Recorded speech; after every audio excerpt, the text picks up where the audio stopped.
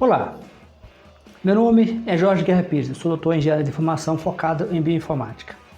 Este podcast é focado na mente ateísta. Os tópicos serão bem variados, mas em geral o objetivo é ajudar a entender como vai ser um Brasil mais ateísta, como vai ser um Brasil mais secular. O que muito possivelmente será resolvido, quais são os conflitos atualmente que são criados por questões religiosas, dogmáticas. Então o objetivo é servir como um ponto de reflexão para ateístas ou pessoas que sejam interessadas na mente ateísta. Então, nosso objetivo é, em cada episódio, tratar de forma diferente ou de forma bem variada a mente ateísta.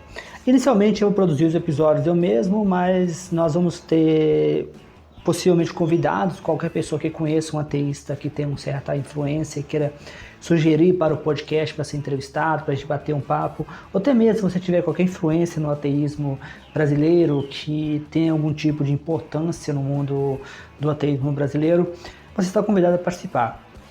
Eu sou autor de vários livros e os meus últimos livros têm sido focados em ateísmo. Eu sugiro eu peço gentilmente que conheça os meus livros na Amazon, no Google Books e também conheça meu canal do YouTube, onde esse podcast vai estar disponível com episódios extras e também será disponível, todos os episódios do podcast estão disponíveis no YouTube com a adição de mais episódios. Então se inscreva no meu canal do YouTube e deixa seu like e suas estrelas, dependendo de qual plataforma você estiver usando.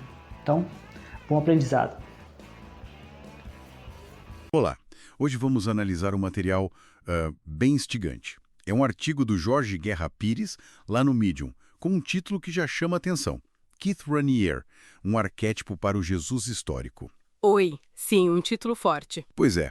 A ideia central é, assim, bastante audaciosa, né? Usar a figura do Keith Raniere, aquele líder da seita NXVM. Sim, aquele caso bem pesado das mulheres marcadas e tudo. Exato. Usar ele como modelo, um arquétipo para a gente especular como é que pode ter sido a figura histórica de Jesus. É uma provocação. Uma analogia e tanto. O autor até começa citando Sam Harris, aquela frase sobre Jesus descendo das nuvens. Se isso acontecesse, o cristianismo seria ciência. Isso já dá o tom, né? A tensão entre fé e o que a gente pode verificar. Então, o nosso objetivo aqui é explorar essa linha de raciocínio do artigo. Como é que esses líderes carismáticos manipulam, né? E se essa dinâmica ajuda a pensar sobre figuras religiosas do passado. Importante dizer, a gente não está endossando, mas sim dissecando os pontos levantados. Claro, analisar o argumento. Vamos começar então pelo caso Raniere. O artigo descreve como ele se vendia, QI altíssimo, 240, teria criado uma matemática nova, prometia salvar o planeta. Uma fachada impressionante. Sim, mas que terminou em abuso, né? E o artigo destaca algo curioso. Muitas vítimas eram pessoas inteligentes, bem-sucedidas, Exato. executivos, artistas, gente que, à primeira vista, não pareceria vulnerável. Como é que essa manipulação funcionava, então, segundo essa análise? Olha, o fascinante segundo texto é o mecanismo psicológico. Parece que o Raniere usavam muito uma linguagem, assim, vaga. Coisas como, você é especial, genérico. Isso. Permitia que cada um projetasse ali o que queria ouvir, sabe? E ele criou toda uma estrutura, cursos, níveis. Uma espécie de gamificação da seita. É, tipo isso. Uma estrutura simbólica que dava um ar de método, de lógica mesmo para coisas meio absurdas. A análise sugere que a vulnerabilidade não era burrice, mas sim uma busca muito humana por pertencimento, por sentido.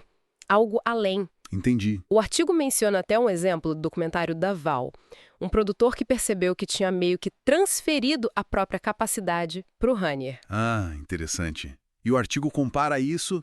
Compara com a forma como, às vezes, na religião, as pessoas atribuem sucessos pessoais a Deus ou Jesus.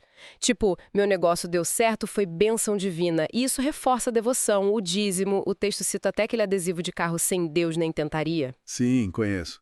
Uma entrega da agência pessoal, né? Exato.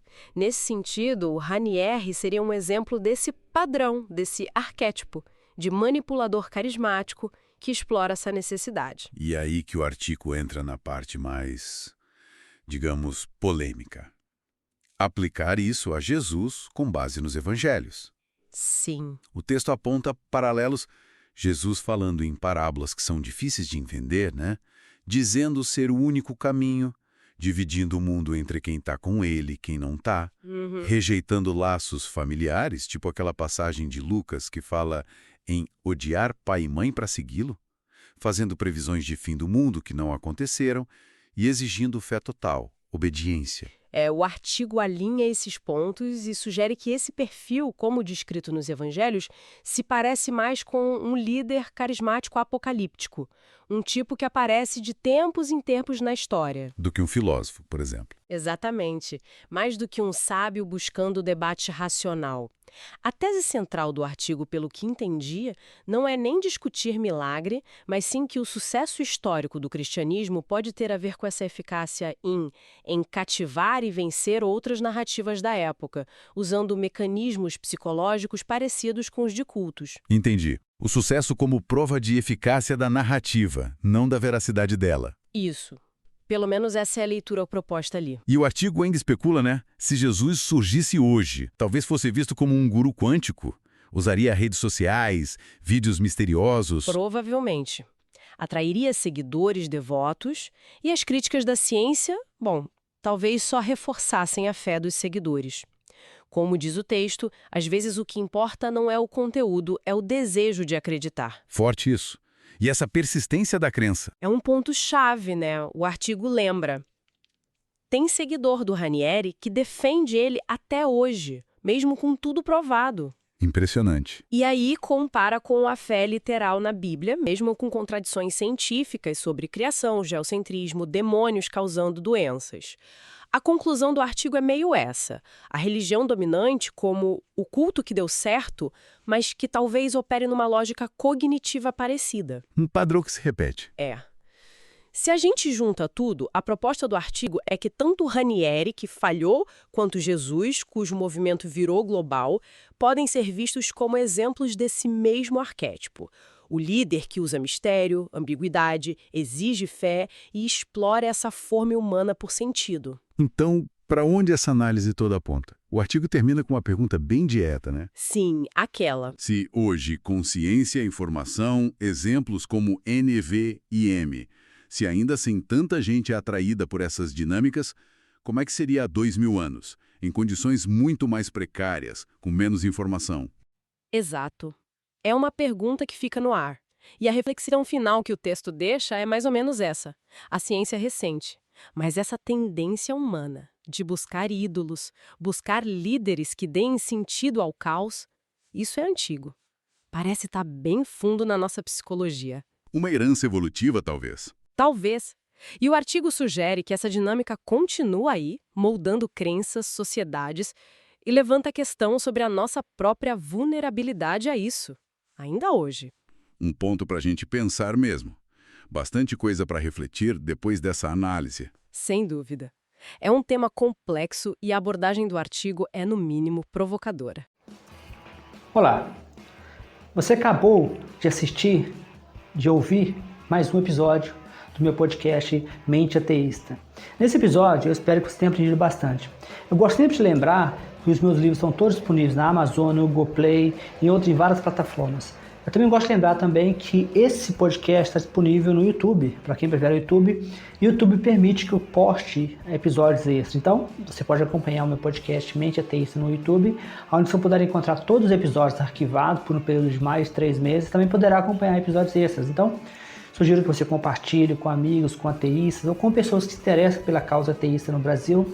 Como sempre, se você conhecer alguém que possivelmente tem interesse em participar, tem interesse em ter uma conversa, em ser entrevistado e falar sobre o ateísmo no Brasil, meu podcast está aberto para possíveis convidados.